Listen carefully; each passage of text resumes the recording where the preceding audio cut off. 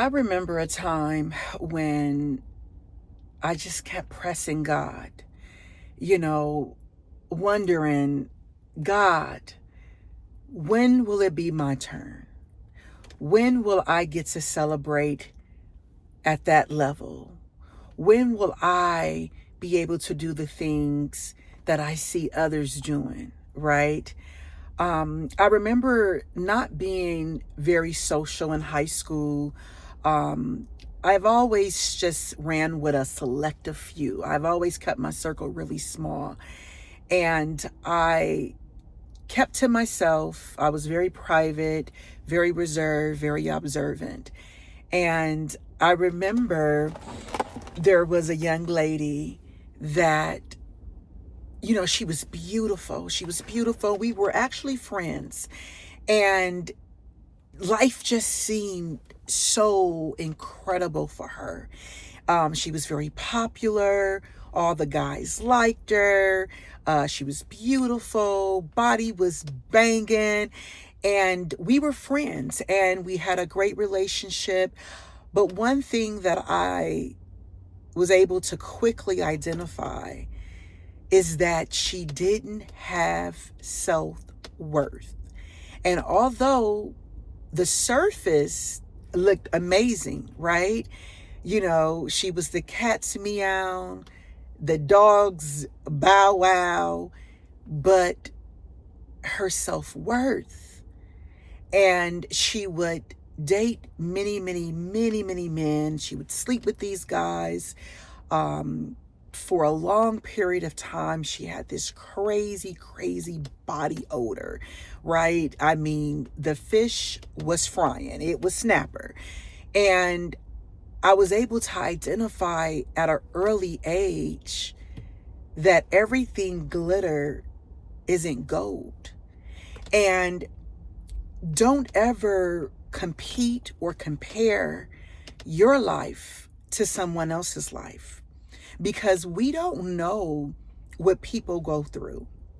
We don't know the demons they're fighting. We don't know their childhood history. We don't know. All we can see is the surface. But I can assure you, if you dug a little deeper, you would see a whole lot more. And you would reconsider envying or desiring to be them or have their life. We don't know. We don't know. I also remember being really young, and a lot of my peers, they got married really early, like 19, 20. They started their families, and I was never a jealous person. But I did envy. I wanted that. I wanted the marriage. I wanted the family. I wanted the house, the cars, the career. I wanted those things. And I would look at those that had those things. It was a glimpse of hope. Like, if they have those things, I know I can get it. I'm just going to keep working. I'm going to keep working, doing my work, and I will eventually get those things, right? But I was never jealous of my friends that had those things. Sometimes I was a little confused, wondering, like, am I not ready, God? Am I not good enough, God? But let me tell you something about God. God timing is so on target. He knows exactly what we need when we need it. Anything too soon, anything prematurely, and that we're not ready for can harm us. It can become a hinder, right? At the same time, procrastination, when we procrastinate, that also can become a hinder.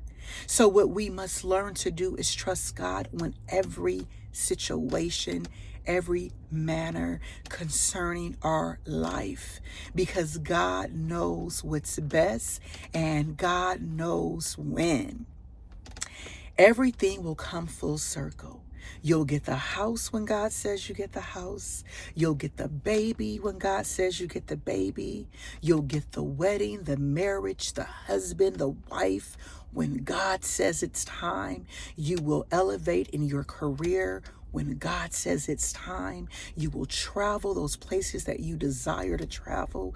When God says it's time, you will have that savings account when God says it's time.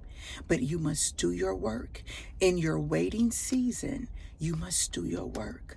And let me just circle back to the same people that I thought had one on top of me, right? One on me.